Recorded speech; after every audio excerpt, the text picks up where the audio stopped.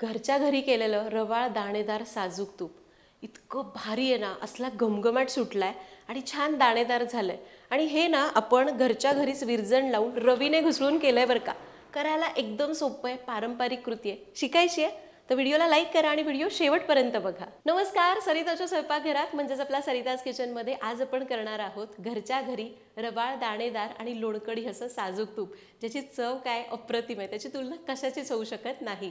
पण आजकाल बऱ्याच जणांचं काय होतं सांगते, जेव्हा आपण हे विरजण लावतो त्यापासून तूप तर छान तयार होतं, किंवा बऱ्याचदा काय होतं ते चिकट चिकट होतं, किंवा जे ताक खाली उरतं त्याला एक कडवट आणि अशी सपक पानसट चव येते.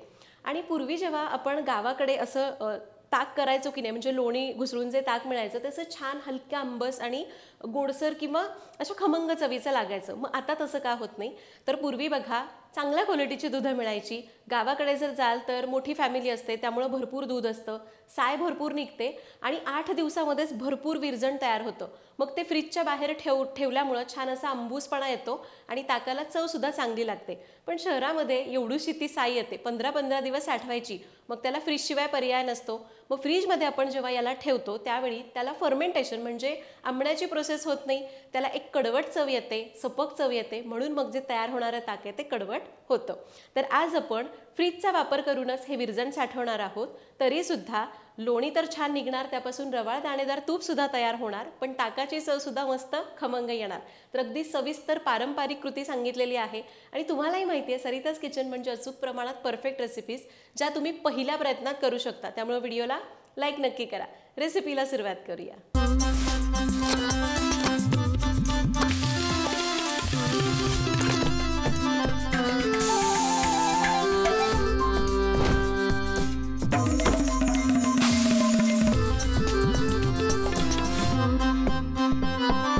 तर इथं मी 15 दिवसांची साय फ्रीजमध्ये साठवून ठेवली होती.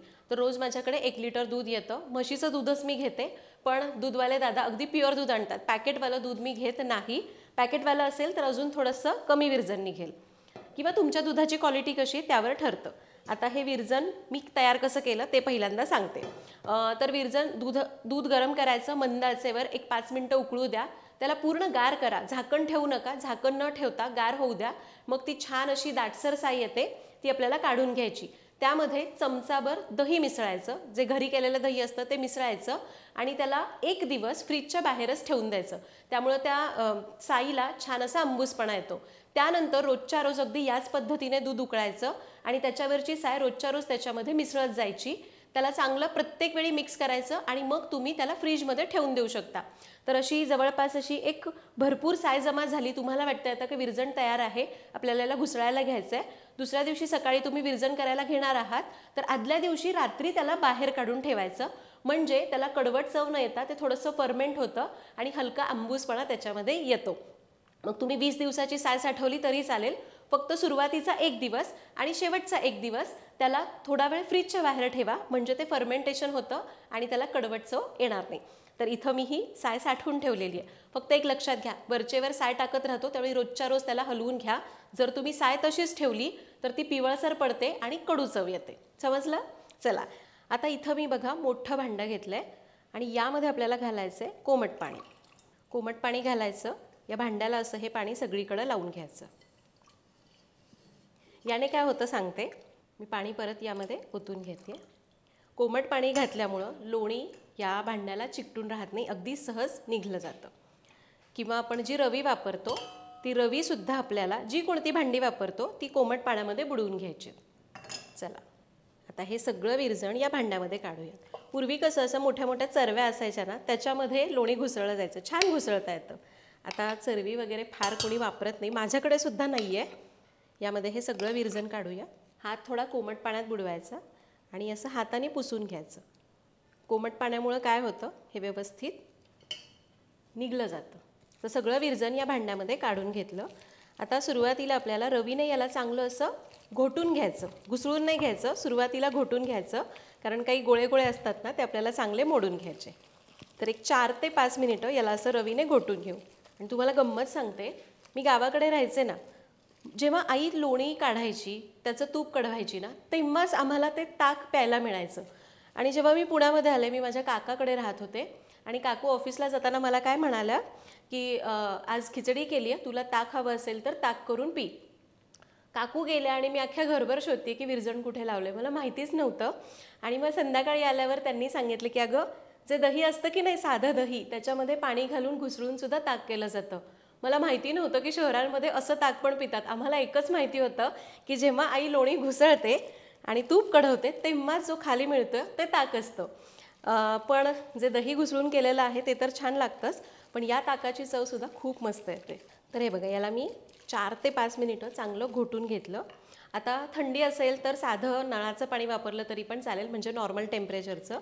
पण उन्हाळा असेल तर फ्रीजमधलं गार पाणी वापरायचं. इथं मी काही आईस क्यूब्स आणि गार पाणी घेतलं आहे, हे यामध्ये घालते. साधारण ग्लासभर पाणी घातलं. याला मिक्स करूया.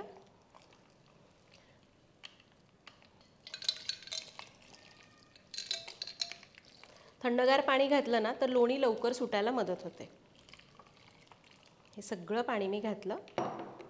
आता याला चांगलं घुसळून घेऊ. आता घुसळत असताना बघा, असं मध्ये हाताने घुसळायचं नाही. रवीच्या एकदम टोकाशी आपला हात असला पाहिजे आणि याला असं घुसळायचं, म्हणजे रवी व्यवस्थित फिरते आणि हे अगदी छान घुसळलं जातं. आता याला आपण तोवर घुसळूयात जोवर याच्यातून लोणी सेपरेट होत नाही. तर तुमचं दूध किती चांगल्या क्वालिटीचं आहे त्यावर ठरतं की किती लोणी तयार होणार आणि लोणी निघायला किती वेळ लागणार. आणि जेव्हा आपण अशी ही घुसळण्याची प्रक्रिया करतो ना, हे खरं तर घुसळण्याचे संस्कार होणं गरजेचं आहे. कारण दह्यामध्ये भरपूर प्रमाणामध्ये कार्बन डायऑक्साईड असतो. ज्यावेळी आपण याला असं उघड्यावर घुसळतो, म्हणजे रवीने घुसळतो, त्यावेळी तो CO2 बाहेर पडतो आणि दही, ताक यापासून तयार झालेले पदार्थ आपल्या शरीरासाठी पौष्टिक ठरतात. पण जेव्हा आपण मिक्सरवर करतो तेव्हा मात्र ते बंद असतं, त्यामुळे ते CO2 बाहेर पडण्याची प्रक्रिया होत नाही. त्यामुळं ते तूप किती फायदेशीर हे मला माहिती नाही. त्यामुळं ही पद्धत कधी उत्तम. तर एक 10 ते 15 मिनिटं मी याला घुसळून घेतलं. आता तुम्ही बघाल ना तर हे बघा, याच्यावरनं असं लोणी लोणी दिसायला लागलं आहे. हे बघा, हे लोणी दिसायला लागलेलं आहे, पण याचे ना असे गोळे गोळे व्हायला पाहिजेत. अजून थोडंसं घुसळावं लागेल, अजून एक 10 मिनिटं. जर तुमचं विरजण कमी असेल तर एक याच्यापेक्षा अर्धाच वेळ लागू शकेल. चला, अजून घुसळून घेते थोड्या वेळासाठी. तुम्हाला जर वाटलं की असं फेसच येतोय, म्हणजे लोणी आलेलं आहे वर पण अजून ते असं घट्ट नाही आहे आणि खूप वेळ घुसळूनही तसंच राहिलं आहे, तर काय करायचं, याला असंच्या असं फ्रीजमध्ये ठेवून द्या अर्ध्या तासासाठी. मग आपोआप काय होतं, ते पाणी खाली जातं आणि लोणी असं घट्ट घट्ट वर दिसायला लागतं. बऱ्याच जणांना हा प्रॉब्लेम येतो जर दूध चांगल्या क्वालिटीचं नसेल तर. पण इथे मला व्यवस्थित वाटतंय की एक 10 मिनिटांनी छान लोणी तयार होईल. मी 10 मिनिट अजून घुसळून घेते. तर अजून एक 15 मिनिटं घुसळल्यानंतर बघा, आता लोणी वर दिसायला लागलेलं आहे. दिसतंय ना, लोण्याचे असे गोळे गोळे गोळे गोळे पाण्यावर आले आहेत आणि याच्यातलं ताक सेपरेट झालं आहे. याचा अर्थ आपलं लोणी छान तयार झालेलं आहे. याला काढून घ्यायचं आहे. आता लोणी व्यवस्थित निघावं म्हणून पाण्यामध्ये हात बुडवायचा, कोमट पाण्यात, आणि कडेने पुसून घ्यायचं, म्हणजे हाताला पण चिकटत नाही ना लोणी. तर हे बघा, छान लोणी निघालं आहे ना. कलर तर बघा किती मस्त आला आहे. याला मी थोडंसं असं दाबून घेते.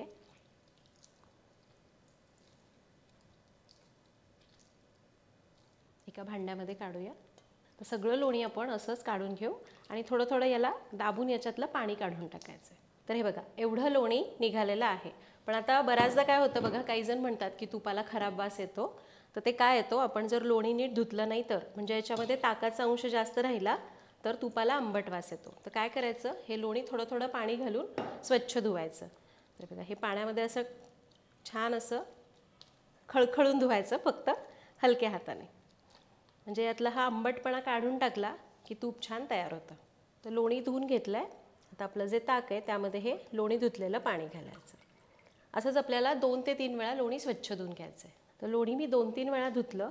आणि ओळखायचं कसं की लोणी स्वच्छ निघालं आहे, हे असं आपण जेव्हा दाबतो ना त्यावेळी नितळ पाणी येतं, म्हणजे असं पांढरट पाणी येत नाही, नितळ पाणी येतं, तेव्हा समजायचं की आपलं लोणी छान धुतलं गेलेलं आहे. आता काय करूयात, हलक्या हाताने दाबून दाबून याच्यातलं पाणी काढून घेऊ. आता हे शेवटचं पाणी आहे जे मी ताकामध्ये काढलं. आणि इकडे आपलं खमंग ताक तयार आहे. अजिबात कडू लागत नाही, सपक पांचट लागत नाही, हलकासा आंबूसपणा यामध्ये असतो. त्यामध्ये तो गाळसुद्धा असतो, कारण आपण याला मिक्सरवर फिरवतो ना त्यावेळी तो एकदम बारीक होतं, असं गिळगिळीत ताक लागतं. पण ज्यावेळी आपण घुसळून करतो हलकेसे कण त्याच्यामध्ये राहतात आणि ते चवीला छान लागतात आणि असं जिभेलाही छान असं खरखरीत मस्त लागतं. चला, आपलं ताक तयार झालं आहे. इकडे लोणीसुद्धा तयार आहे. लोणी कढवायला सुरुवात करू. आता लोणी कढवण्यासाठी जाड तळाचं भांडं घ्यायचं. शक्यतो मोठं भांडं घ्या. यामध्ये हे लोणी काढायचं.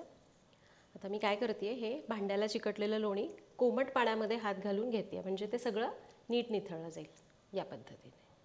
तर सुरुवातीला मी गॅस मोठाच ठेवला आहे आणि याला सतत ढवळत हे लोणी पूर्ण आपल्याला वितळवून घ्यायचं आहे. आता बघा, लोणी पूर्ण वितळलं आहे. याच्यावर हे बघा असा हा फेस येतो. हा येतोच सुरुवातीला, कारण अजून पाणी आहे ना याच्यामध्ये, त्यामुळं. आता लोणी विरघळलं की आपल्याला काय करायचं, गॅस करायचा कमी. याच्यामधली बेरी त्याच्यामध्ये मिसळून द्यायची नाही. त्यामुळे आपण ना खूप याला ढवळायचं नाही. याला फक्त असं ढवळायचं दर एक अर्ध्या मिनिटांनी आणि याला असं सोडायचं. अगदी वाटलं तर हलक्या हाताने वरच्यावर असं ढवळून घेऊ शकता, पण खूप ढवळायचं नाही, नाहीतर मग बेरी याच्यामध्ये एकदा मिसळली ना ती पटकन सेपरेट होत नाही आणि मग खूप जास्त वेळ त्याला तसंच ठेवावं लागतं. आता आपण काय करू, हा जो फेस हलकासा जाईपर्यंत आणि तूप संपूर्ण असं नितळ दिसेपर्यंत याला मंद आचेवर असंच कढवून घेऊया. तर एक 5 ते 7 मिनिटांनी बघा आता ना बेरी खाली जमू लागली आहे आणि हे बघा तूप असं थोडं पातळ असं वर दिसायला लागलं, म्हणजे हलकं सेपरेट झालंय, पण हे तयार झालं नाही. बरेच जण काय करतात की तूप असं सेपरेट व्हायला लागलं म्हणून गॅस बंद करतात, पण त्यावेळी तूप कच्चं असतं आणि मग त्या तुपाला लगेच खराब वास येतो. आणि डेअरीमध्ये तुम्ही बघाल ना, म्हणजे जे बाजारातलं तूप आहे ना, काही तुपाला कमी कढ दिला जातो, कारण ते वजनामध्ये जास्त भरावं म्हणून. त्यामुळं आणि मग त्याला लगेच वास येतो, त्यामुळे घरी करताना ही काळजी घ्या. आता अजून एक 10 मिनिट लागतील आणि आपलं तूप तयार होईल. तर अजून एक 5 मिनिटांनी आणि सुरुवातीपासून आत्तापर्यंत एकूण 20 मिनिट झालेली आहेत. आता बघा हे अजूनच नितळ दिसू लागलं आहे आणि मगाशी असा तो फेस होता ना, आता त्याचे बबल्स व्हायला लागलेत. याचा अर्थ आपलं तूप लवकरच तयार होणार आहे. आता मात्र याच्यावरून नजर काढायची नाही, गॅस एकदम कमी करायचा आणि अजून एक 5 मिनिट लागतील, आपलं तूप तयार होईल. तर बरोबर 5 मिनिट आणि सुरुवातीपासून आत्तापर्यंत एकूण 25 मिनिट झालेली आहेत आणि आपलं तूप तयार झालं आहे. ओळखायचं कसं, यातले जे बबल्सचा चुरचुर आवाज होता तो पूर्णपणे निघून गेला आहे आणि खालची जी बेरी दिसते ही बघा अशी तांबूस रंगावर झालेली आहे. लगेच गॅस बंद करायचा. पण काय होतं, कढई आपली गरम असते की नाही, त्यामुळे हे तूप जास्त शिजू शकतं. म्हणून काय करायचं, अगदी थोडंसं चमचाभर पाणी घ्यायचं, याचा हबका यात घालायचा आणि याला झाकून ठेवायचं. म्हणजे काय, ओव्हरकुक होत नाही आणि तूप करपत नाही. आता एक 5 मिनिटं याला असंच ठेवून देऊ. तर एक 5 मिनिटं याला झाकून ठेवलं होतं. पाण्यामुळं बघा असा वर फेस येतोय. हे बघा आपलं छान असं तूप तयार झालेलं आहे. खाली बेरी दिसते आणि वर हे नितळ तूप तयार झालं आहे. असं हलका सोनेरी रंग येईपर्यंत शिजून द्या, म्हणजे मग तुपाला छान कड बसतो आणि ते लवकर खराब होणार नाही, आंबूस वास येणार नाही. तुम्ही जर तूप कच्चं ठेवलं तर मात्र आंबूस वास येणार. आता हे तूप पूर्ण गार झालं की छान असं सेट होतं. खालच्या खाली बेरी तळायला बसते, वरचं तूप राहतं. ते गाळून तुम्हाला काचेच्या बरणीमध्ये भरून ठेवायचं आहे किंवा स्टीलच्या डब्यामध्ये ठेवा, पण प्लास्टिकमध्ये ठेवू नका. हवं तर बरणीच्या तळाशी 1-2 खडे मिठाचे खडे घाला किंवा तुम्ही खाऊचं पान घालू शकता. काही जण कढीपत्ता घालतात, कुणी लवंग घालतं. तर याने काय होतं, फक्त हे तुपाला खराब वास येण्यासाठी याला खराब वास येऊ नये म्हणून मदत करतं. तर अशा प्रकारे आज आपण इथं घरच्या घरी लोणकढी रवाळ साजूक तूप कसं करायचं ते बघितलं. तुम्ही जर इथं सांगितलेल्या टिप्स वापरून ही रेसिपी केली तर तुम्ही सुद्धा उत्तम तूप घरच्या घरी करू शकाल. मी इथे रवीने घुसळले. तुमच्याकडे जो तो इलेक्ट्रिक विस्कर असेल ना त्याने घुसळलं तरीसुद्धा चालेल, पण मिक्सरवर करू नका, कारण तुम्हाला माहितीच आहे. तर तुम्ही सुद्धा ही रेसिपी जरूर करून बघा. काही शंका असतील तर मला कमेंट्समध्ये विचारा. पुन्हा भेटूयात अशाच एका नवीन व्हिडिओमध्ये. तोपर्यंत धन्यवाद.